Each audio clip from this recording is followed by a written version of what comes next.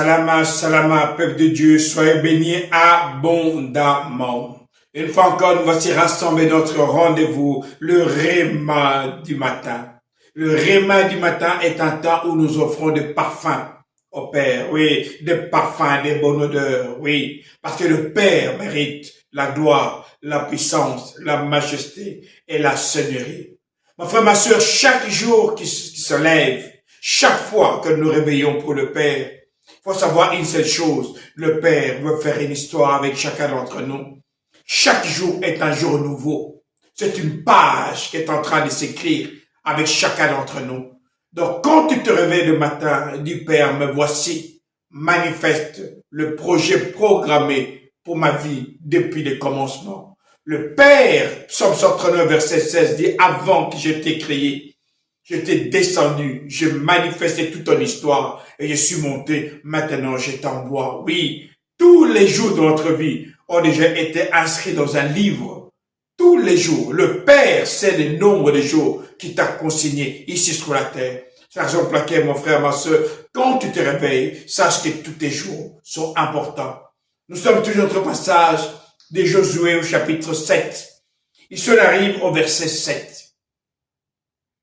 Puis Josué dit, ah Seigneur, Dieu, tu nous as fait traverser le fleuve Jourdain, mais pourquoi est-ce que tu nous as livrés entre les mains des Amorites et nous as fait mourir?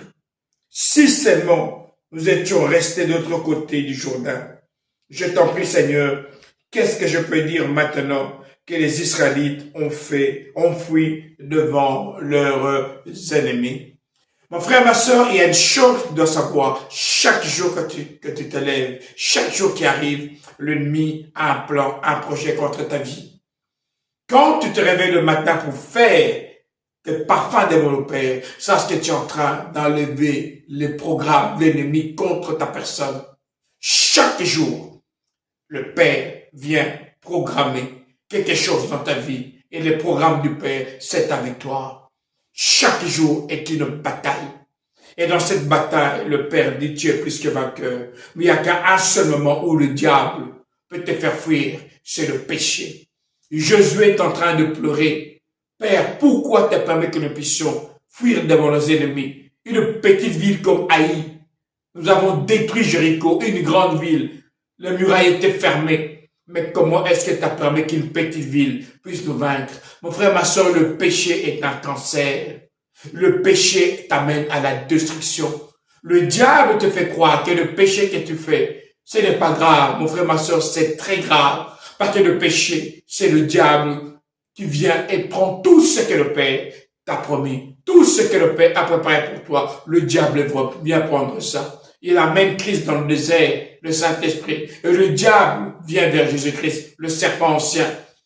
Il veut voler à Jésus-Christ tout ce que le Père lui a donné. Et à un moment donné, pendant qu'il parlait avec Jésus-Christ, il dit, tout ceci, tous ces royaumes, je te les donne, parce qu'ils m'ont été donnés. Comment il a eu ça? Avec Adam et Ève. Quand Adam est tombé, le diable a tout repris. Il a pris le bâton des commandements. Mais maintenant, le Père te redonne le bâton des commandements. Mais si tu veux garder ce que le Père t'a donné, en cette nouvelle année 2026, il te demande de fuir le péché. Fuyez le péché. Résistez contre le péché et vous resterez victorieux. Oui, mon frère, ma soeur, la prière du matin, le parfum du matin, c'est un temps où tu t'assures que le bâton des commandements reste de ton côté. Ici, votre pasteur, Nkosi Congo. Alors je vous dis, salama, salama, salama.